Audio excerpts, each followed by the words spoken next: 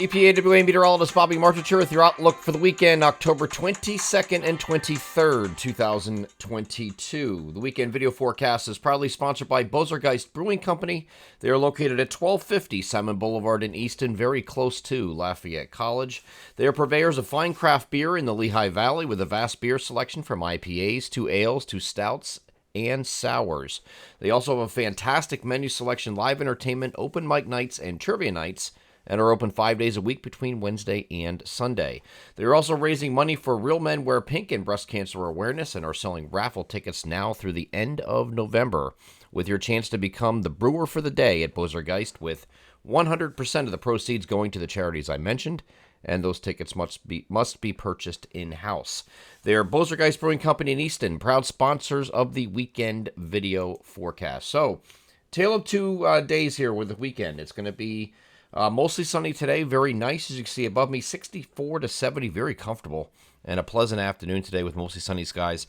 Clouds are going to increase overnight tonight. We have this system off the southeastern U.S. coastline. It's given us quite a headache this week, trying to decide whether it was going to affect us at all in the beginning, and then it was like, well, how much is it going to affect us, and where, and what's the timing? So that's been moving around all week. We think we finally have the idea that this is going to come up the coast, just like it's been advertised.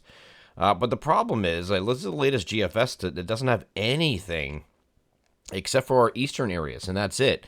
So we go over to the NAM for clarification on Sunday, and here is the NAM. This is I'm using a composite reflectivity on purpose because this picks up everything from the little spits that you get sometimes that isn't measurable precipitation, but it's still spitting outside. There's a real light mist or spitting. It'll pick up all of that.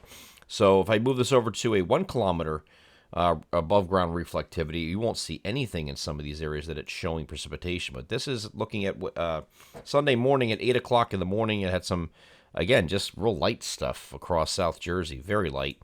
And then as this moves northward, it's just very, very light stuff. You see, it's getting over eastern Pennsylvania here with some of this spotty drizzle, okay? Not a real big deal here overall, but most of the precipitation that is measurable would be across New Jersey, especially eastern New Jersey, and that lifts off to the north, and that clears overnight.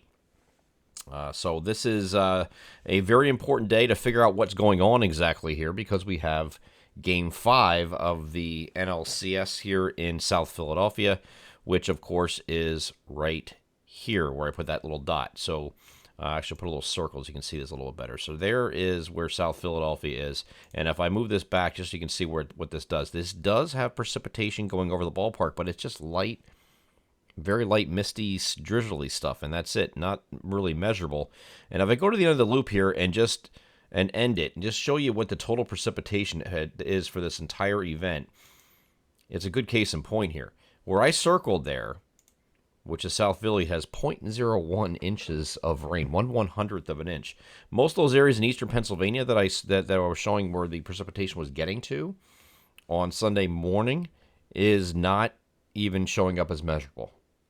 All the measurable precipitation is east of the Delaware River here on the NAM, and especially closer to the shore points, very similar to what the GFS is doing, and to some extent the European model and some others. So we are leaning in the direction of this mostly just being back to the original idea, where it was mostly just in eastern areas, chance for showers here on Sunday. But those, west of the Delaware River, you can still get a few spotty spits or drizzle or something like that here on Sunday. So not a big deal. Won't be enough to do anything damage to the Phillies game, not only because it's ending before this time frame here. When I go back to the composite reflectivity, when this moves up north of Philadelphia, this is 2 o'clock in the afternoon. Game starts at 2:37.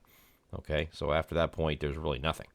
Okay, so any spotty spits, this would not be enough to do anything with the game. Even if the timing is off here, it's not going to be enough to give you any delays that would play through that, obviously. So not looking at any issues there.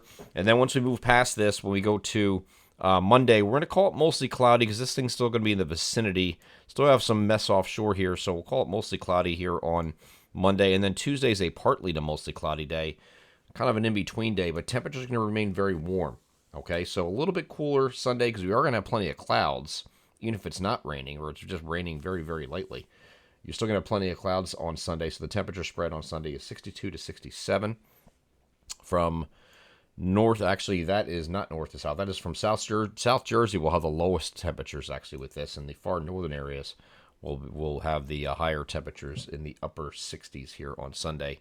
But then we're generally in the upper 60s to near 70 in the Monday, Tuesday, Wednesday time frame. Wednesday, we think, is going to be another day where we have a chance for a few showers coming in either later in the day or overnight going into early Tuesday morning.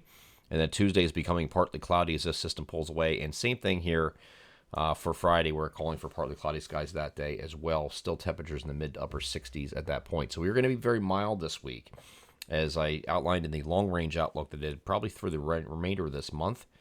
And even the beginning of November looks like we're at least near to slightly above average. So it does look like we're coming out of this, what we had in this past week with those extreme temperatures, with highs barely getting to 50 degrees, and in some places stuck in the 40s for highs, and the overnight lows getting below freezing. So we're going to take a break from that for a little bit. That will come back again, but it's going to be a little bit. We're having November weather a little bit early. Once we get into November, you got to remember that's going to be relative to the time of year we're talking about. So normal at that time is getting back in the 50s for highs at that time, at least in early November. So with to keep that in mind going forward. But right now, it doesn't look like a lot of precipitation overall in the week ahead. We're going to watch those few systems. One, of course, on Sunday, which doesn't look like a big deal except for eastern areas, and again here on in the Wednesday night, Thursday morning time frame. Okay, that's our next one we're looking at. But that doesn't look like it's going to be a big deal either at this point. I'm EPAWA meteorologist Bobby Marchus. That is our outlook for the weekend, October 22nd and 23rd, 2022. Have a great Saturday and Sunday.